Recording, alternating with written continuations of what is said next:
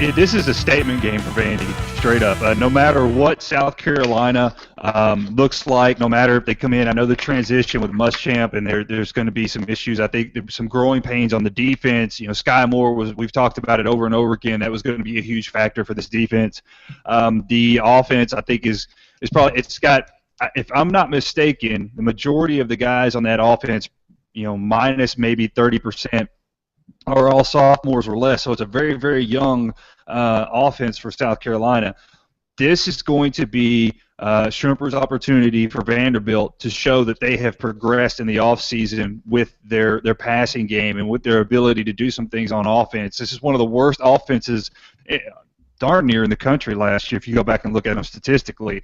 And so I think for Vanderbilt, this is a big coming out party for them. They want to prove to people that they can get a win over an SEC foe in the East. And if they get a win over South Carolina, I don't care how South Carolina ends, if they're 5-7, 6-6, whatever it may be, it's going to be a big win to start the season off for Vanderbilt and Mason. And I think the defense picks up where they left off, but I'm really curious to see how this offense has grown, if any, and that's going to be key for Vanderbilt. But again, I think this is a statement game for Vandy. I like Vandy in this game, to be quite honest with you, because I don't think South Carolina is 100% ready. Everybody I've talked to that's covering that beat right now doesn't feel real confident in their offense. So I really like what Vanderbilt. This could be a very low-scoring game, a defensive type of game. This will be in Muschamp's wheelhouse, and so I'm going with Vanderbilt in this first one. Wow, Vandy over South Carolina there. We need to bring on our guy Will Gunter, friend of the show, to argue that one. He was spewing out like 9-3 months ago about the Gamecocks. You haven't talked to him recently, Mark. Yeah, he's been to practice since then. You're right. He's been to practice, and that 9 wins went to like 7-5 pretty quick. Yeah.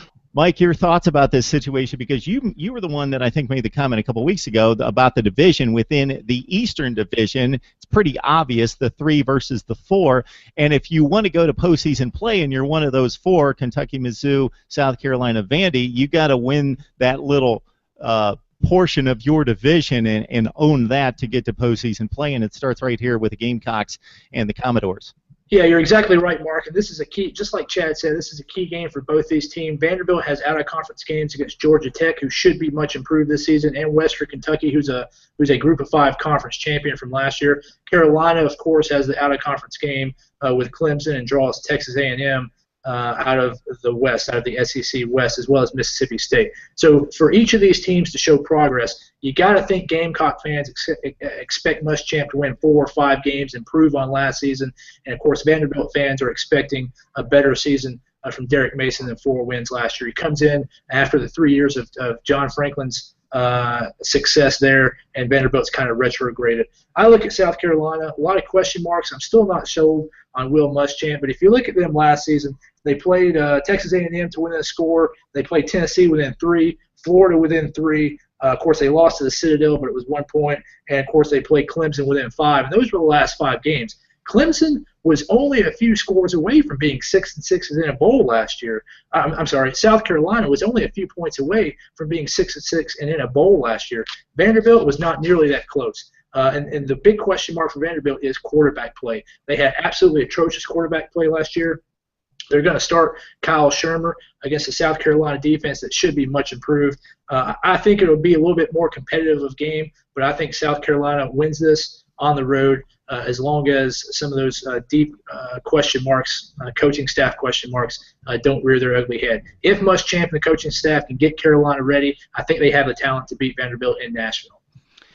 As I scan the country, I don't think you can find a program that's come down as much as South Carolina has since Steve Spurrier's last couple of years, where they finished 3 consecutive 11-win seasons prior to his last season and top 5 finishes. You look at the defensive front and really the front 7 in South Carolina, and it is nothing close to the Kelsey Quarles, Chaz Sutton, Jadeveon Clowney situation we had just a few years ago. So it's in need of repair. I don't know that they're necessarily going to be exposed this weekend or the Thursday night date in Nashville, Dave, but your thoughts about the Gamecocks taking on Vandy?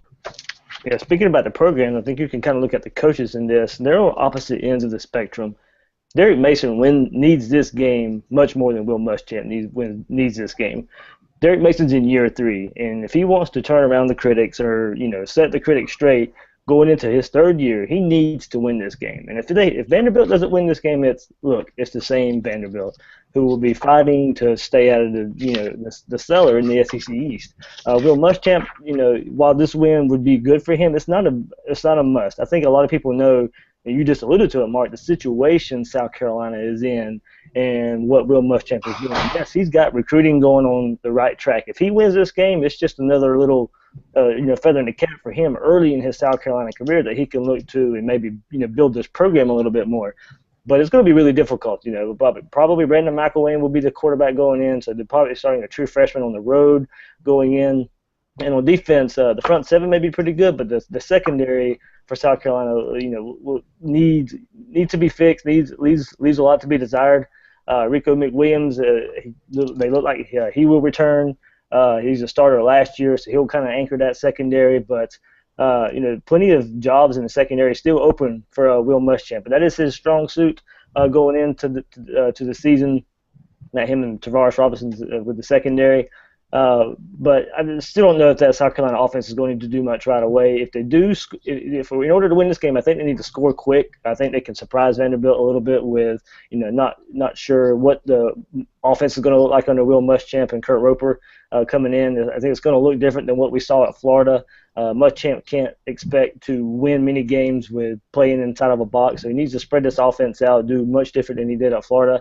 Vanderbilt won't have the scoreboard either, but I think Ralph Webb probably be the best offensive player on the field going into this game. And I think naming Kyle Shermer starting quarterback before the camp started, getting him the first team reps all fall camp, I think that's going to pay dividends early in the season for Vanderbilt, not playing so far behind.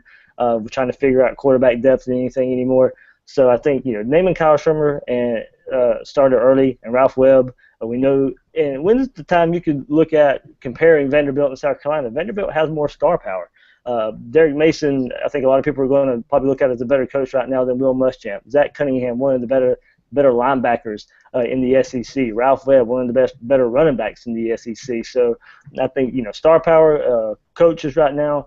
I think both teams are pretty much alike in style right now. But I think I'll take Vanderbilt as well with more experience and stronger defense at home to beat Will Muschamp in South Carolina.